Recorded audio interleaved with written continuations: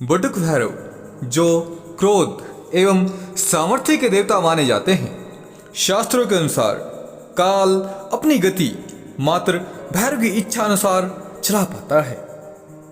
काल भैरव इच्छा पूर्ति के देवता भी माने जाते हैं। शक्ति की कोई भी उपासना तब तक फलदायी नहीं होती जब तक भैरव का पूजन शक्ति के अंग देवता के रूप में न किया जाए, चाहे वह फिर शक्ति का कोई भी स्वरूप ही क्यों ना हो। भैरव का पूजन होना अनिवार्य है। भैरव का प्राकट्य प्रधानतः तामसिक देवता के रूप में हुआ था, जिसके कारण इनकी उपासना विशेष रूप से मनोकामना पूर्ति के लिए ही की जाती है। हालांकि इनके राजसिक और सात्विक ध्यान मंत्र भी प्रयोग में लाए जाते हैं, केवल उन साधकों के लिए जो तामसिक उपासना नहीं करना चाहते हैं, जो मांस मुद्रा जैसे भोज्य पदार्थों का प्रयोग साधना में नहीं करना चाहते हैं। मैं उनके लिए ही ये विशेष विधि लाया हूं। इनकी सात्विक ध्यान युक्त उपासना काल मृत्यु नाश के लिए, आरोग्य एवं मोक्ष प्राप्ति के लिए की जाती है। वहीं राजोपचार पूजन साधक किसी भी प्रकार की इच्छा पूर्ति के लिए एवं ग्रह बाधा, भूत बाधा इत्यादि दूर करने के लिए की जाती है।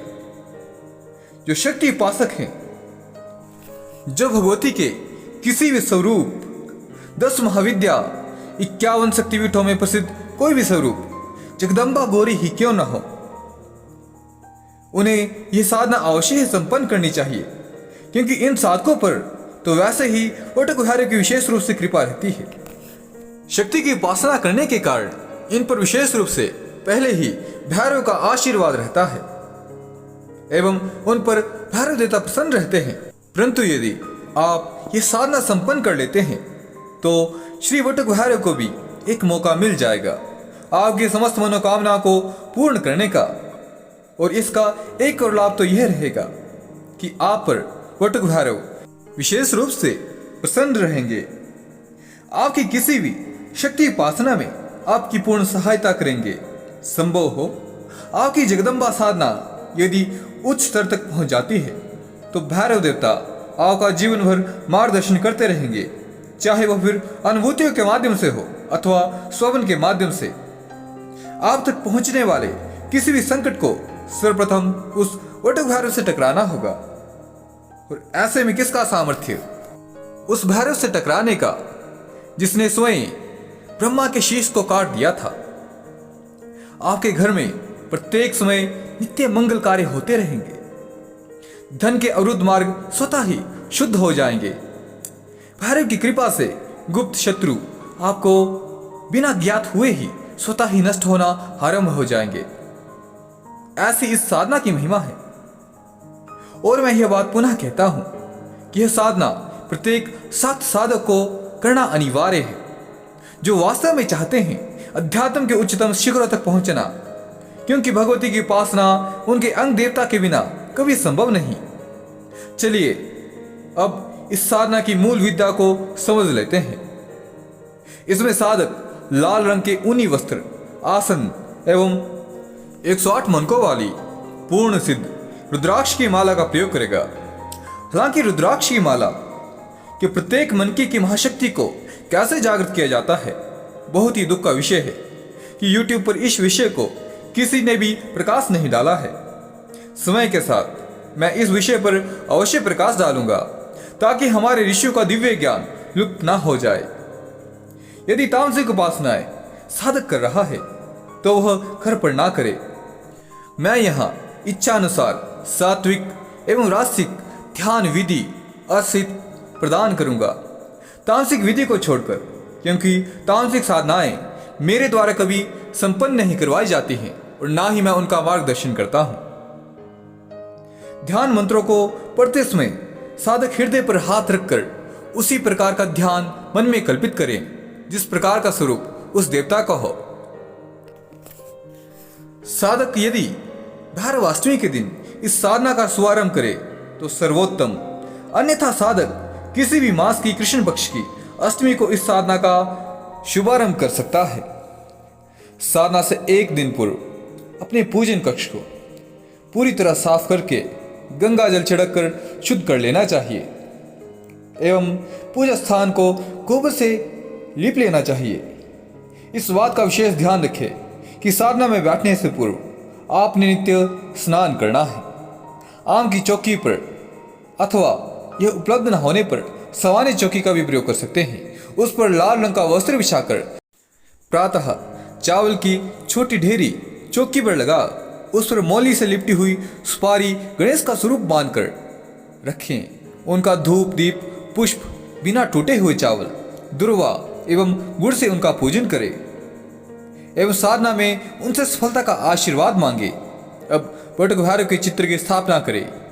अब स्क्रीन पर प्रदर्शित मंत्रों से बटुक भैरव का आवाहन करें और 3 चमेली के पुष्प अर्पित करें।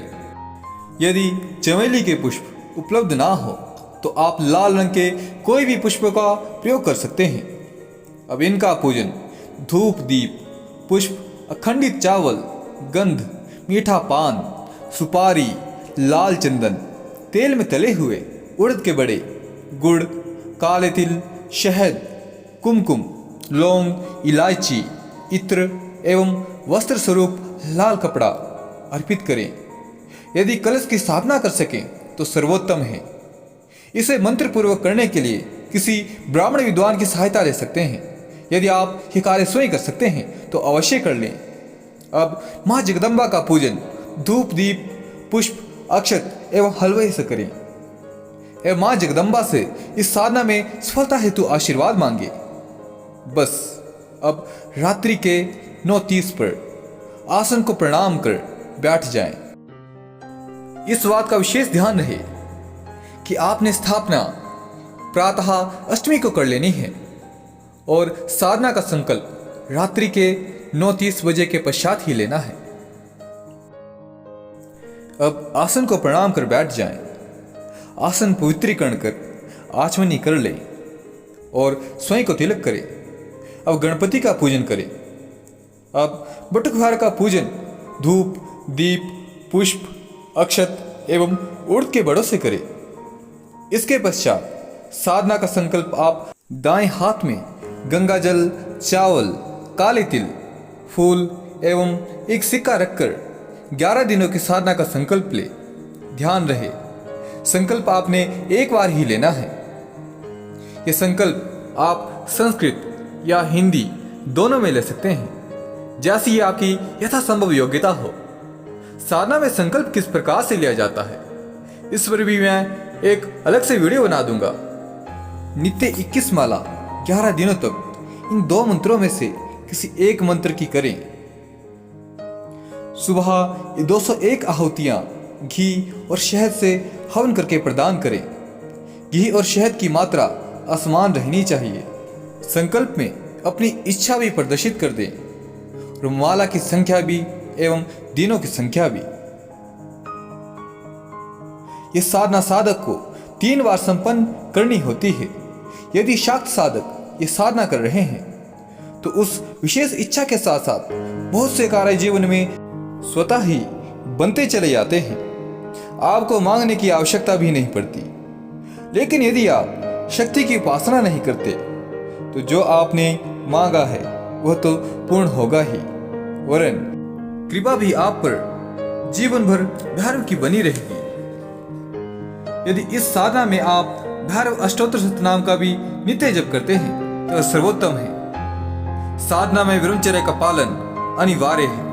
अंत में साधकों से मेरा एक छोटा सा निवेदन है। यदि अभी तक आपने हमारे टेलीग्राम चैनल को ज्वाइन नहीं किया है तो डिस्क्रिप्शन बॉक्स में दिए गए लिंक के माध्यम से आप उसे अवश्य ज्वाइन कर सकते हैं।